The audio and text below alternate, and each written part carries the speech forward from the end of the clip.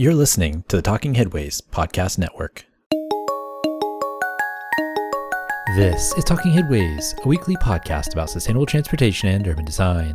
I'm Jeff Wood. This week we're joined by Mike Christensen, Executive Director of the Utah Rail Passengers Association and a tireless advocate for intercity passenger rail.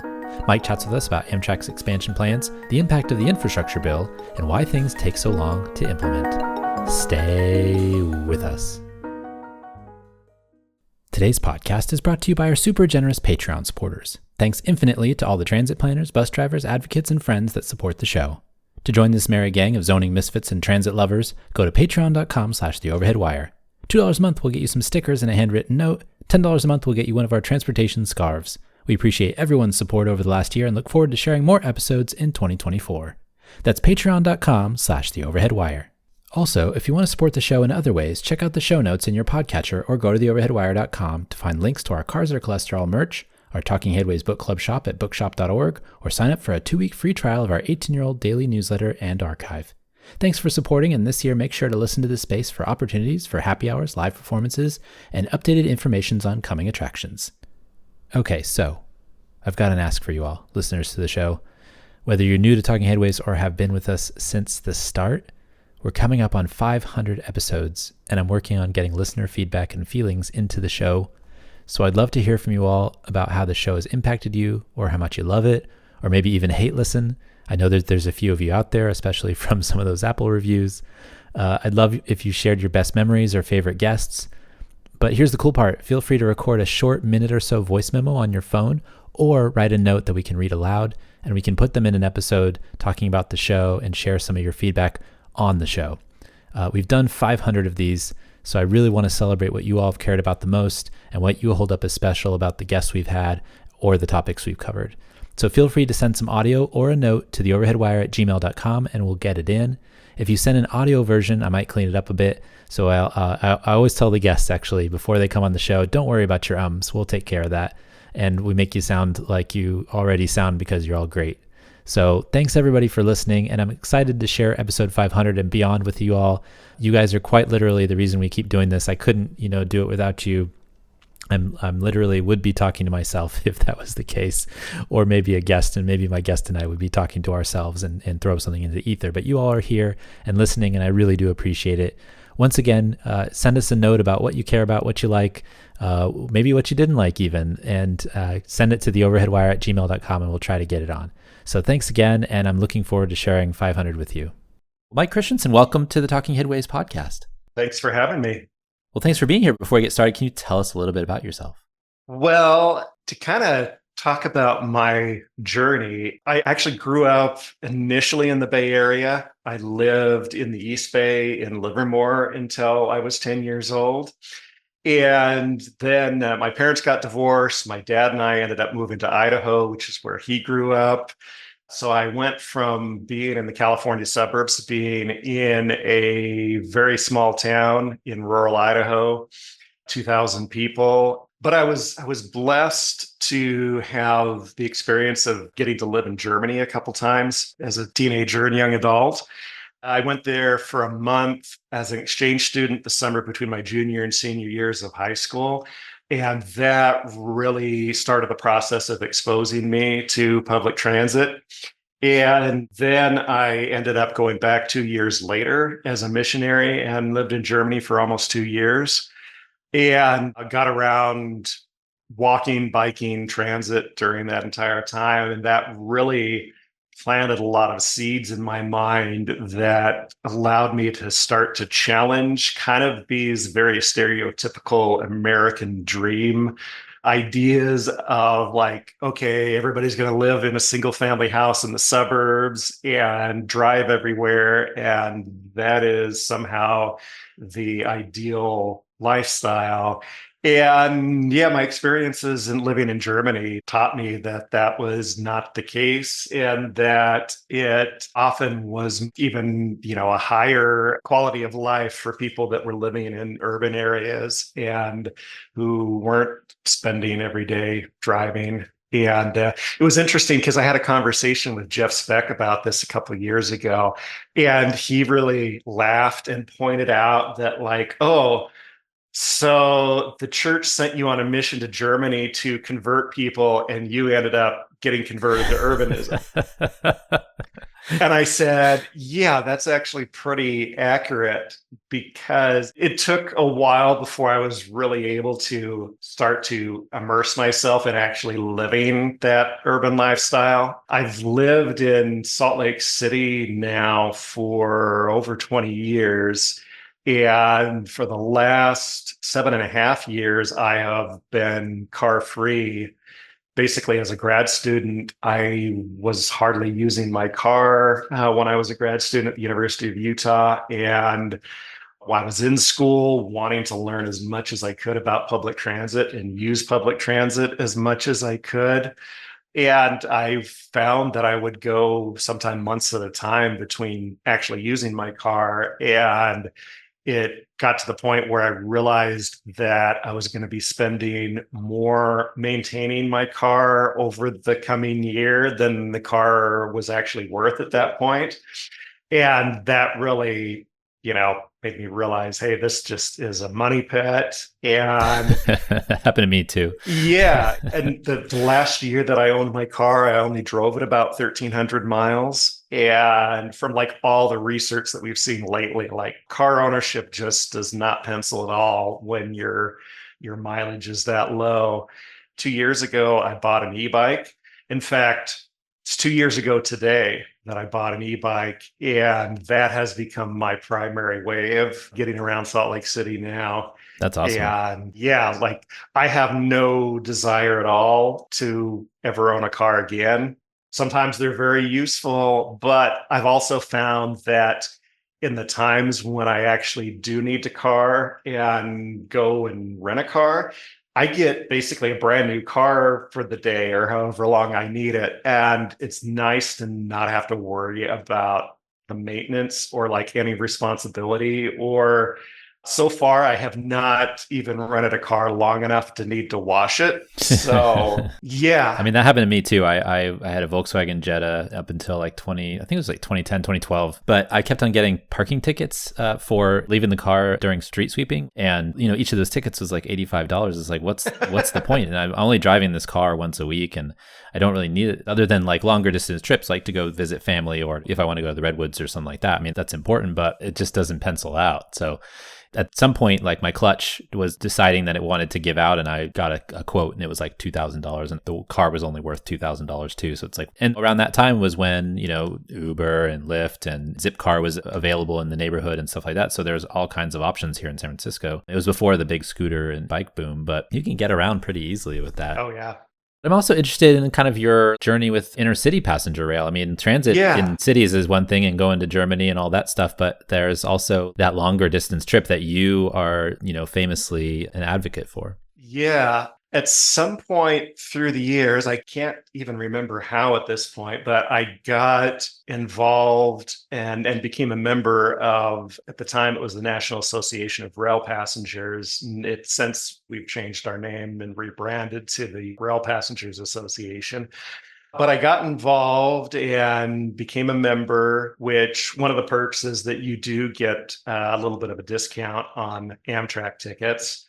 And I eventually signed up, basically applied to be a representative from Utah on the nonprofits Council of Representatives, which basically is the big leadership body, and got involved pretty heavily starting about 10 years ago in 2014, and have been involved in leadership at RPA ever since, and went on to be elected to the board of directors in 2019. So I've been serving for 5 years now on the board of directors. And that has got me like very much in the midst of both. Well, I kind of have an interesting perspective because I went to grad school and got a Master of City and Metropolitan Planning, and am both certified AICP now and also accredited Congress for the New Urbanism. So I'm also very much involved in things like CNU and strong towns.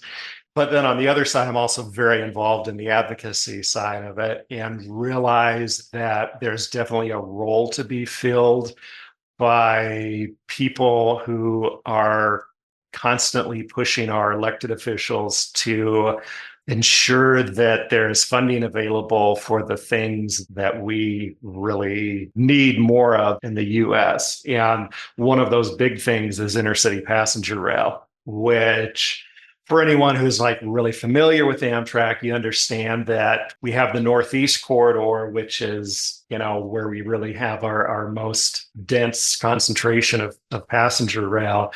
And we have a lot of state supported corridors around the country. And I usually point to California as being one of the best examples of it because aside from the Northeast corridor, the best performing Amtrak routes are in California with the Pacific Surfliner and the Capital Corridor. But we also see like our biggest growth in Amtrak ridership being these state supported corridors. For example, we just launched the Borealis connecting Chicago and the Twin Cities, and it has attracted enough ridership that it's actually, I'm not sure exactly which metrics they're using, but the word on the street has been that they're actually having enough riders that they are breaking even on the operating costs on it. So I've seen quote unquote profitable, but I don't know exactly what that means when they talk about Amtrak. It's always hard to know exactly how that's being measured. And it's also important to point out that public transit in general does not need to be profitable in order to, Right. in terms of like, not requiring an operational subsidy in order to be valuable and useful for the people that it serves. So, yeah, I've been very involved in passenger rail advocacy, especially over the last 6 years. After I finished my master's degree, as part of getting a master's degree, I had studied what an Amtrak expansion for Utah would look like in terms of doing state supported routes in Utah.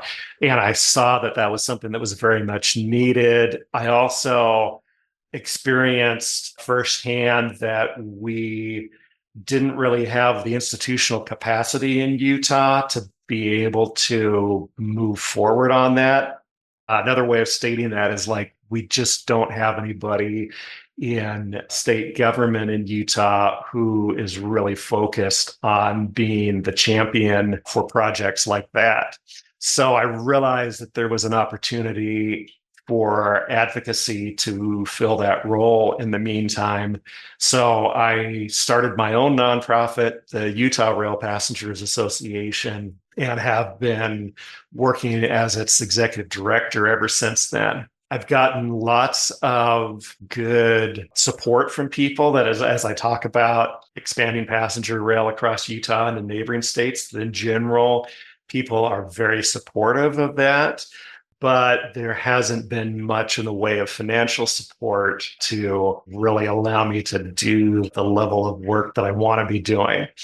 I am hoping in the next year or so to get enough sponsors to be able to hold a Utah Rail Summit and actually bring together a lot of the local leaders and also a lot of the national voices together and kind of have a big meeting of the minds and get people to understand that Utah is, unfortunately, even though we're growing rapidly, we haven't really built the institutional knowledge and the desire to kind of move away from being, well, like pretty much every state DOT is still very auto focused. Yeah, and I want to ask you about that because I feel like that's something that we had talked about previously is that, the lack of institutional capacity and the lack of kind of even institutional wanting, for lack of a better term, to move forward with things like passenger road. I mean, we're lacking capacity in a lot of things with transit related, but this is a specific need that state DOTs probably don't want to have anything to do with, but they're kind of forced into that by the way that Amtrak is organized and how it's funded for those state level lines that you were talking about. Exactly. And as I started talking with people in our state DOT here, the Utah Department of Transportation, or UDOT, I was kind of surprised to learn that like most of the planners and leaders within UDOT had really no idea how Amtrak even operated in terms of subsidies. Because I remember talking with one of the state planning directors. This was a Zoom meeting, so it was sometime like when we were all doing Zoom meetings from home during the pandemic. Uh-huh. And this particular planner said, well, if Amtrak wants to operate in Utah, can't they just start operating? And at that point, I realized, oh, yeah, like a lot of these leaders don't understand that in order for Amtrak to start up new service, there needs to be a partnership between the states in order to cover the operating costs on that. And that all has to do with, I believe it was PRIA that was passed in 2014. I forget all of the various acronyms for all of I these know. big. There's too many. Alphabet soup. There's exactly. There's a statute in there that places a very firm dividing line at 750 miles and delineates that everything shorter than 750 miles is a state-sponsored Amtrak service.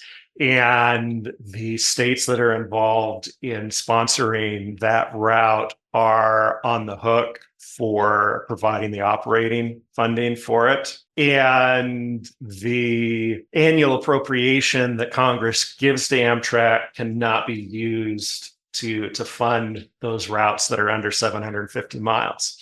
And then all of the routes that are longer than 750 miles in length are designated as long distance routes.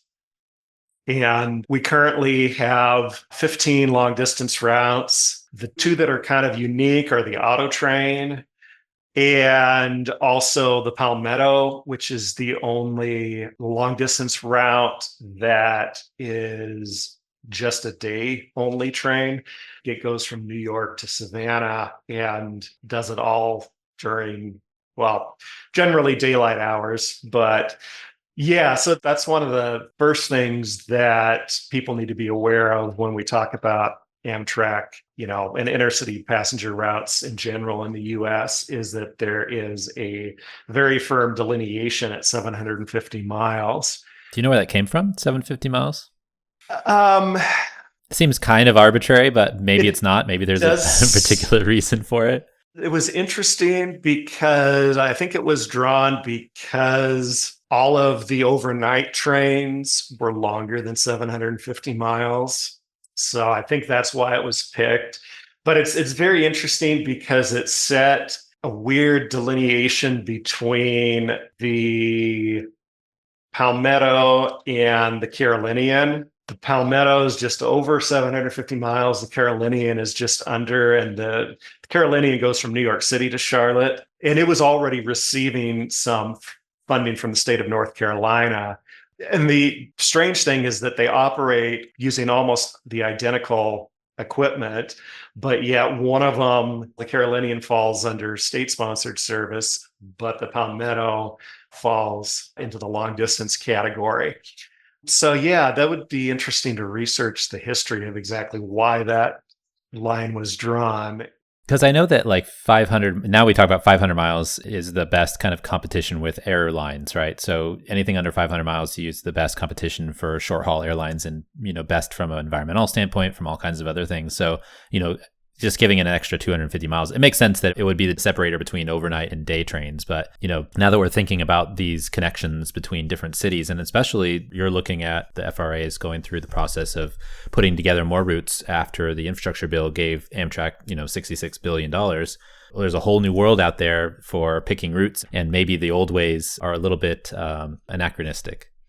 Yeah, exactly. And also, we would love to see flexibility on that 750-mile delineation, because one other very interesting thing about Amtrak is the fact that it is technically a private company, but it has one shareholder, which is the federal government. And it very much parallels the privatization of the post office, where just like the post office has to get permission from Congress every time it wants to increase the cost of stamps, Amtrak also has lots of micromanaging from Congress, is probably a good way to say it. And it would be great if Amtrak were given more flexibility in its ability to be able to decide whether it wants to kick in some of its own funding to cover subsidies on some of the shorter routes. And sometimes it would make good business sense to do that. A good example is, for example, looking at the route of the California Zephyr, which goes from Chicago to the Bay Area. It gets a lot of use just like within the state of Colorado, a lot of ridership between Denver and communities like Glenwood Springs and Grand Junction. And sometimes the fact that it gets that heavy ridership means that it's taking up seats for shorter distances that could have been sold to passengers going longer distances on the train. And so the conclusion that you draw is that it would be great if Amtrak could have additional service, like let's say from Denver to Grand Junction, and do a shorter haul day train that would relieve the California Zephyr of some of that load. In order to do that, under the way that things are currently written, that route, the subsidies for that route, the operating costs would have to be completely underwritten by the state of Colorado. It would be great to have some flexibility for Amtrak to be able to be more flexible in making business decisions. I think that's a good way to say it. What does the $66 billion mean? What's the vibe like now after getting such a huge injection of cash? Yeah, it's been very exciting, but it's also been very slow. It has been difficult, and it's partly we're a little bit frustrated with the Federal Railroad Administration, who's the one that's overseeing all of that funding. But we also realize that they have had to staff up from basically not having any staff at all to oversee that, to build out a new program. It's always about capacity. Exactly. And so it's been great to see that. And it was the Rail Passengers Association that played a huge role in getting that 66 billion into the infrastructure bill. In fact, like right after the 2020 election, there was a big buzz about the new administration wants to do this big infrastructure bill and wants to have a whole lot of funding for passenger rail, especially intercity passenger rail in it. And yeah, it's been exciting to have all that funding available, but it's been disappointing that we haven't been able to roll out any new services yet, basically. And yeah, we're still working on it. But one of the hugely exciting things, at least from my perspective, is the bipartisan infrastructure law instructed the Federal Railroad Administration to perform the Amtrak long distance service study, which I had the privilege to be able to participate in. And it was designed to look at the needs of our long distance system. And when you look at the current Amtrak map, you realize that there are a ton of gaps in service where there are cities that in a lot of cases had passenger rail in the past, whether it was pre-Amtrak or in the early days of Amtrak, and that service has disappeared. Also, there's been changing demographics around the country. So there definitely has been a shift in the needs, our transportation needs over the last half century. So this was really an opportunity to go back to the drawing board and look at what potential new routes would look like. I'd like to start it off by saying, too, that the study also recognized the low-hanging fruit in long-distance service improvements, which two of our current long distance routes only run 3 times a week rather than running daily. Yeah, that's the Chicago to New York Cardinal and the Los Angeles to New Orleans Sunset Limited. And when you look at the ridership performance, you would guess that a route that is only running 3 days a week would basically have ridership reduction that would average about 4/7 less than typical routes. But the ridership actually performs even lower than that because of the fact that it makes it so much harder to actually plan out a trip when a train is only operating 3 days a week. Like you almost have to memorize which days the trains are operating. So it makes it really difficult to plan trips on those routes. And so the like number one things coming out of the study is to bring those services up to daily services. And that's really very low hanging fruit because it's just a matter of making sure that additional equipment is available because the stations are already there. Everything else is already in place to do that. The results of that study recommended adding an additional 15 routes around the country. And it's been very exciting to see new services coming out of that. For me, here in Utah, it's exciting because it would give us 2 additional routes, long distance routes that would serve Utah. One that would go from Los Angeles to Denver through Salt Lake City, and another that would go from Seattle to Denver through Salt Lake City. So we're seeing a lot of connections. There's a lot of interest in wanting to be able to connect Salt Lake City to places like Boise and Las Vegas, which had service until 1997. Yeah, we would love to see that restoration. There's been a little bit of concern about the long distance study. Like one of the big concerns is it is on a timeline right now where we wouldn't expect to see any of these new services rolled out until at least 2040. What? So the disappointing thing is that the timeline and the reason for that lengthy timeline is we don't have the equipment available. We don't have the rolling stock available yet.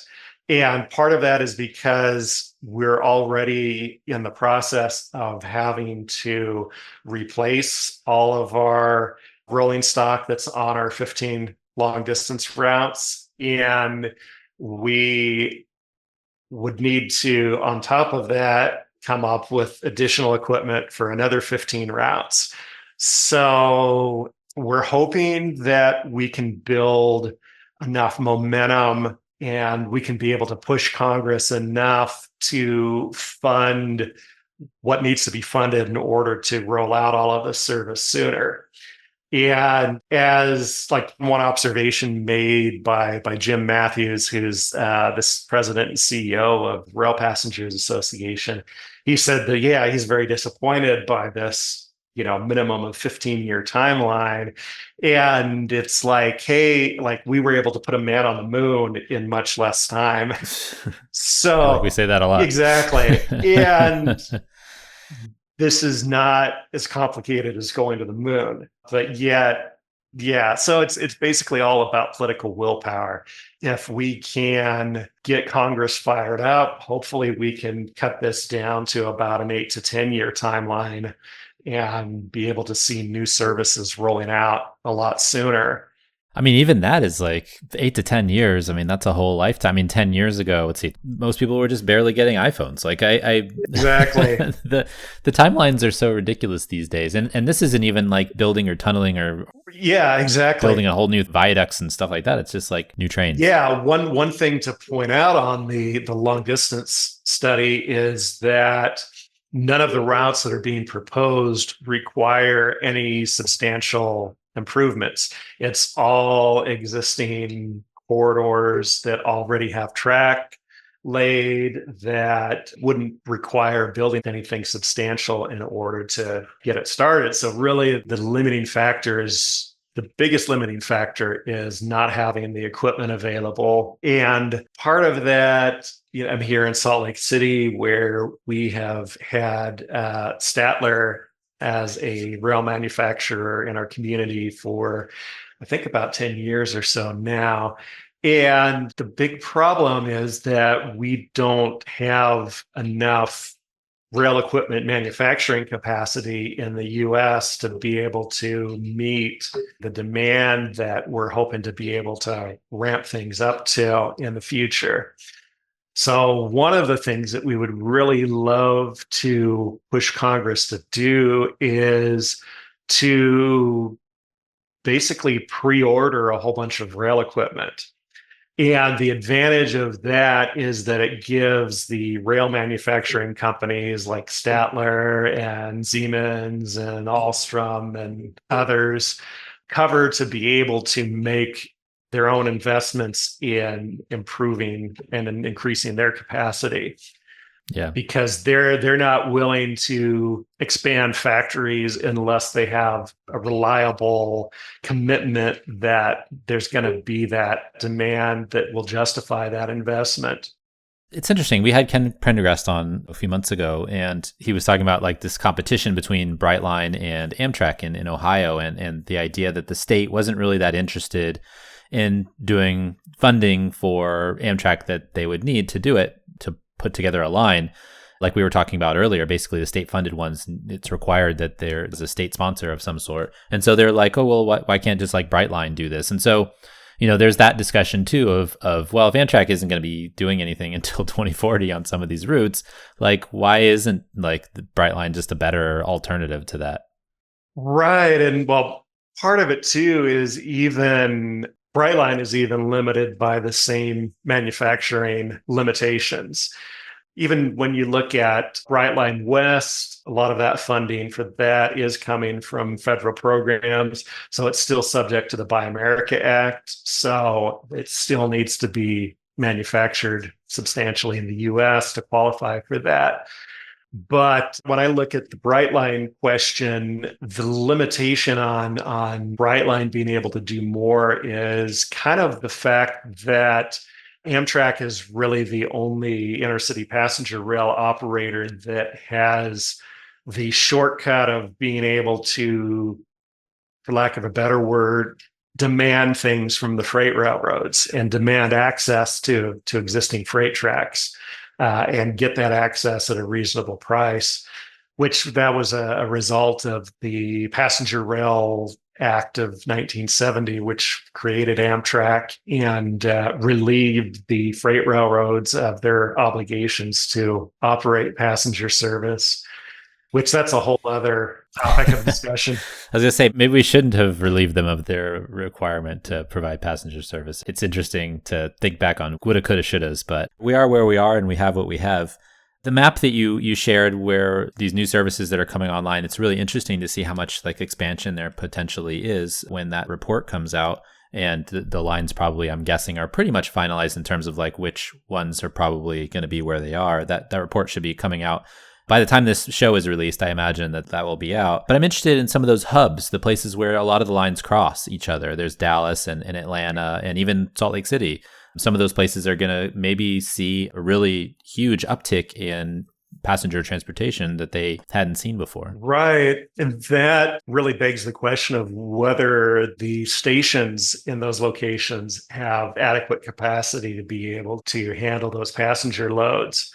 But yeah, this plan definitely establishes a whole lot more hubs around the country. And you see that in places, especially like Dallas-Fort Worth area and Denver, a little bit less or so in Salt Lake City. We are here in Salt Lake City are trying to look at better ways to improve our station. And I have to give a shout out to one of the plans that we're trying to push forward, which is called the Rio Grande Plan, which not only would restore passenger rail to the former Denver and Rio Grande Western Depot in Salt Lake City, which hasn't seen any trains since 1999.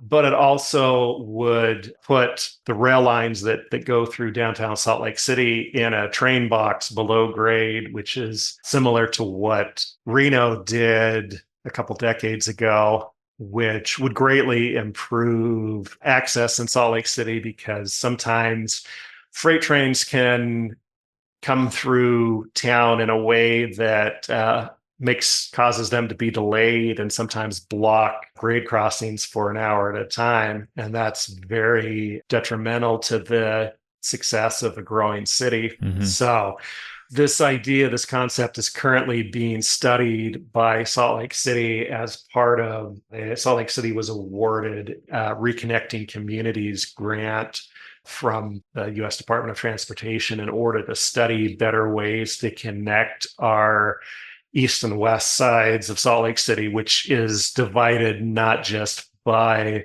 the railroad tracks, but also by the freeway, I-15 through Salt Lake City. So we're hoping to see positive results that would show that even though this concept is something that would be very expensive to undertake, we're hoping that it will show that it has huge economic benefits in the long run.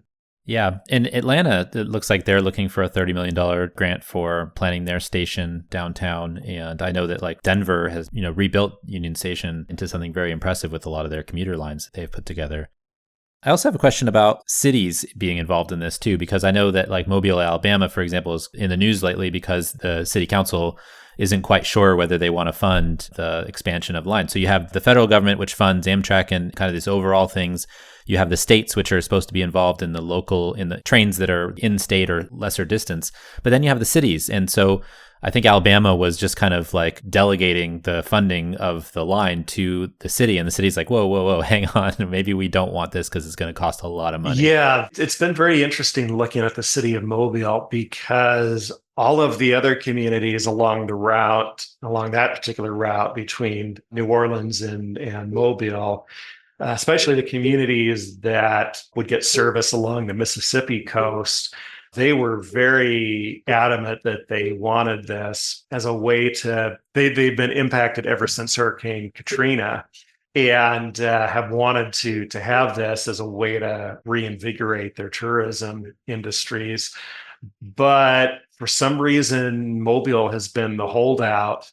And they have often tried to justify their objection and hesitancy by wondering whether the increase of having basically two round trips a day of a passenger train coming in and out, that it would somehow negatively impact the access to freight coming in and out of their port. And they eventually got a little bit shamed by even Amtrak got involved, but Transportation for America and the Rail Passengers Association were both involved in putting up a webcam that looked out onto the so-called busy freight corridor and kind of showed how few freight trains were actually using this corridor. And that kind of built a lot of support for kind of deflating their argument that it would interfere too much with freight traffic. The biggest difficulties that we see is that often big freight railroads like to use the term precision scheduled railroading, which is a bit of a misnomer. It basically just means running really long trains so that you have a very low number of employees moving more freight in order to reduce the cost of moving freight and in the end getting more profit for the railroad. The problem is that those really long trains cause a lot of different issues, and one of them is that it makes it harder for more freight to actually be moved. So they are actually decreasing their own capacity to move freight by doing what is profitable for them by running long trains, but overall reduces the capacity of their own rail networks. And a lot of it has to do with, especially if the freight lines are single track If they are suddenly running trains that are longer than their own passing sidings, then that significantly hobbles their capacity. So a lot of the capacity complaints that the freight railroads try to blame on passenger service proposals really are of their own making, is a good way to say it. It's kind of like the meme of the boy with the boot that he's pressing against his head, where a lot of the freight rail issues are a result of their own doing. And unfortunately, the way that we have deregulated freight railroads over the last half century has led to them becoming very profit focused. And they make a lot of decisions that are very much based on short-term profits rather than long-term considerations. For example, there's been lots of sections that used to be double tracked that freight railroads have reduced to single tracks just so that they have less of a maintenance obligation. And so they have taken the path towards, maximizing profitability today rather than long-term considerations. That's also one of the reasons why none of the freight railroads are the least bit interested in electrifying the freight system, because that is a huge investment for them that would take decades, if not a century, to actually pay off on their balance sheets. And that's not something that they're interested in. They're interested in quarterly reports and providing big profits for their shareholders. Yeah, we just had Californians for Electric Rail on the show, right? Exactly. So we were Yeah. talking about that, and I'm just like, well, let's maybe we should just make them do it, or figure out a way to pay for it or something, because it would be really beneficial for passenger rail as well if you had those Yes. systems in place, the electrification. And it's not like it can't be done, and you can say China and in India it's a different regulatory environment. I'll just say that much. But India's electrified their whole system and network, and that's a huge country, and so it's not impossible to do, but we have a different way of doing things, which slows things down. And we can't even get passenger rail on routes that already exist until 2040. So I'm frustrated by that, because I think that might be one of the better ways forward for reducing emissions, and also just improving passenger rail in the United States, just making it so that you could run trains more frequently and have more service and, faster. Stopping so many times, even for diesel passenger trains, just that kills the timeline. And so imagine what you could do if you were going from Seattle to St. Paul and could do that on an electrified track rather than the way we're doing it now. I have another question for you, which is, the idea of this flashy, attention-seeking high-speed rail, not in a bad way, of course, but versus like the lowly intercity passenger Amtrak train. There is a dichotomy there, and there's an excitement gap between the two, but they're both really important. Yeah, and often there's a big focus on, and sometimes high-speed rail even is a bit of a distraction when it shouldn't be. But there are some people that are very much in the camp of it's only a worthwhile rail investment if it's high-speed rail. And they usually tend to be very focused on passenger rail needing to compete with air travel. And my experience from going around the country is like basically like, yeah, it'd be great to have more high speed rail, but there still is a huge passenger demand, even for trains that only get up to 79 miles per hour, that only run once a day. And it's difficult to actually make a lot of reservations on Amtrak because there's a demand. There's lots of people wanting to travel by train. So, yeah, when people ask me for advice on booking Amtrak, I warn them that they need to book early to guarantee that they can get, the ticket that they want. And especially if they're trying to book sleeper accommodations. I think that there is very much an undercounted demand for travel, especially in the more outlying rural areas of America. And I think that there's also not a focus on the importance of getting people out of cars and onto trains. There's a lot of people, like I, for one, have like no desire to ever do long road trips again by car. It's so much more relaxing to do it by Amtrak and leave the driving up to someone else and be able to sit back and enjoy the food in the dining car while the world rolls by. I think that there's a big underestimation of the market, and actually have some evidence that proves that. A couple of weeks ago, some colleagues from Colorado came to Utah to do a tour of the Statler factory and also just to hang out with fellow rail enthusiasts and advocates here in Salt Lake City. And one of these colleagues who works for the Colorado Department of Transportation, CDOT, mentioned that their own travel demand models significantly underestimate the need for rural transit.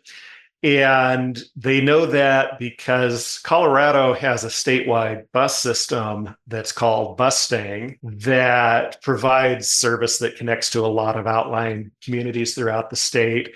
And their own travel demand models only predict a fraction of the ridership that's actually being experienced by Bustang.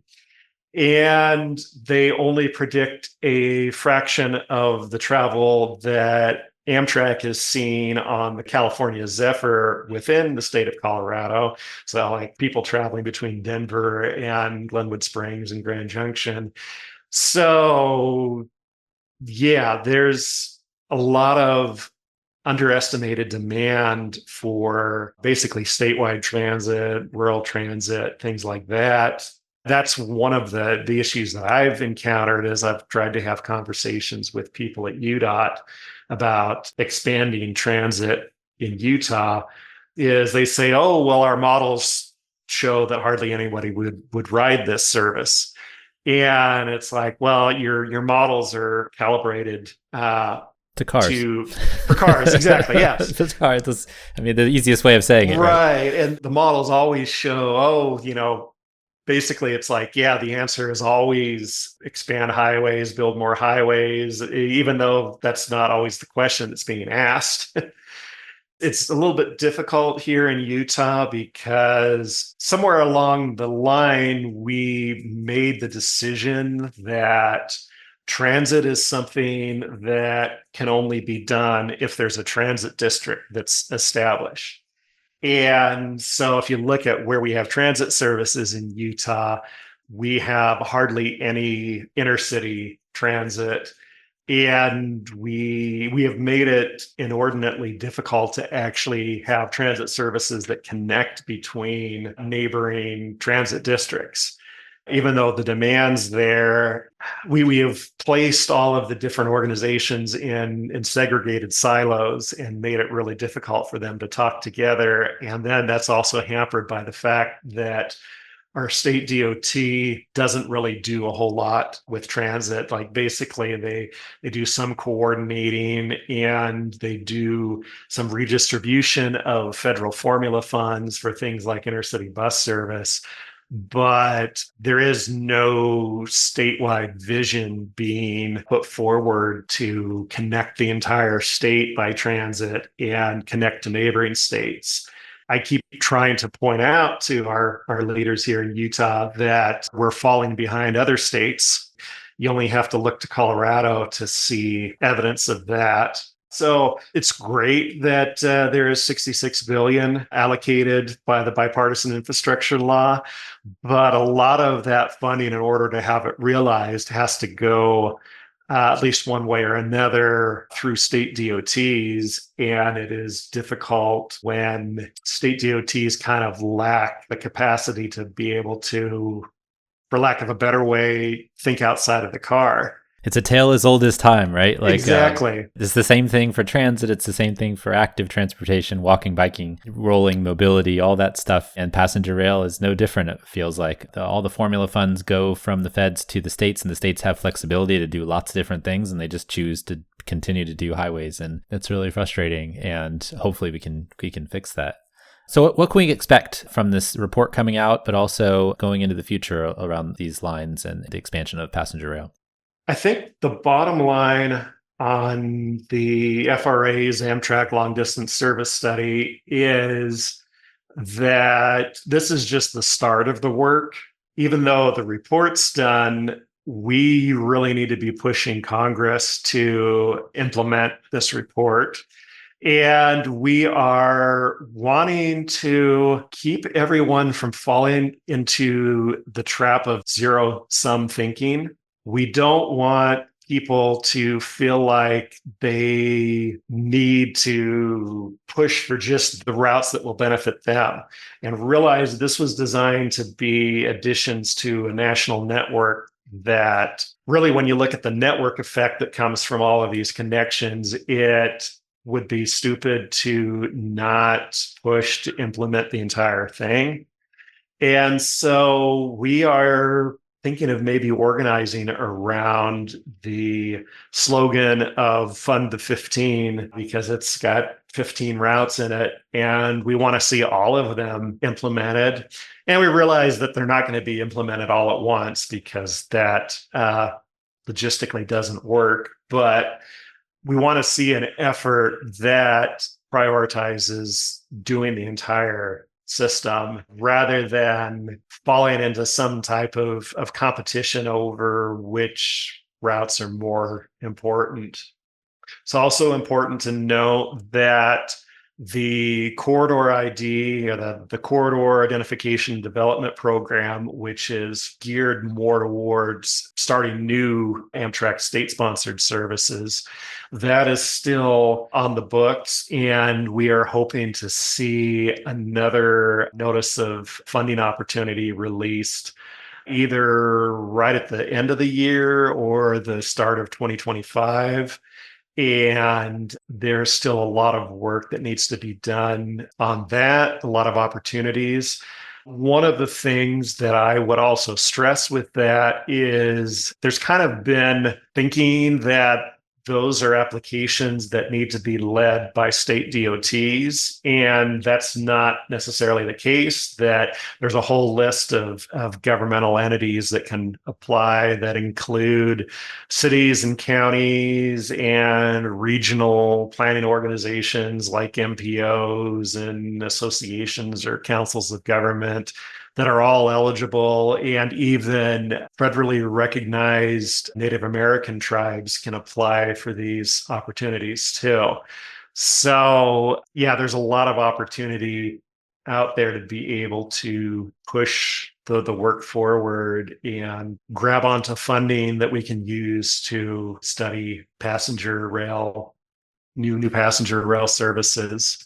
And again, I would point to the Borealis as being a really great example of, like, I don't think anyone expected the trains to be as successful, the ridership to be as high as it is. And I'm hearing that some of the trains are overbooked and it's standing room only along parts of the route. So there's definitely a lot of evidence that we can point to that even these slower trains yield a whole lot of benefits for our communities. Yeah, there's a lot of pent up demand. Where can folks find out more information or find out more about you if you wish to be found? I am still very active on the social media network formerly known as Twitter. I refuse to call it by its new name. Me too. My handle is at MRC_SLC for Salt Lake City. And I also recently started becoming active on LinkedIn, so you can find me there too. To give a further shout out to the FRA's work, you can find all of their materials on FRAlongdistancerailstudy.org. And I'll give a big shout out for the National Rail Passengers Association, which you can find at railpassengers.org. And the Utah Rail Passengers Association, which you can find at utahRPA.org. Awesome. I also want to say I'm going to cross my fingers because our friend Elaine Clegg has been nominated for the Amtrak board too. And Elaine's been a good friend and a tireless advocate for transportation policy too. So as we're talking about this topic, I kept on thinking about her work and hopefully she can help us out with all this stuff too. Mike, thanks so much for joining us. We really appreciate your time. Oh, you're welcome. Thanks for joining us. The Talking Headways podcast is a project of The Overhead Wire and appears first at Streetsblog USA. Thanks to our generous Patreon supporters for supporting this show and Mondays at The Overhead Wire. You can support the show by going to patreon.com/TheOverheadWire. Sign up for our 18-year-old daily newsletter by visiting TheOverheadWire.com or check the show notes for other cool merch and opportunities to connect. Follow along using your podcatcher of choice, but if you can't find it there, you can always find the show at its original home, usa.streetsblog.org. We'll see you next time at Talking Headways.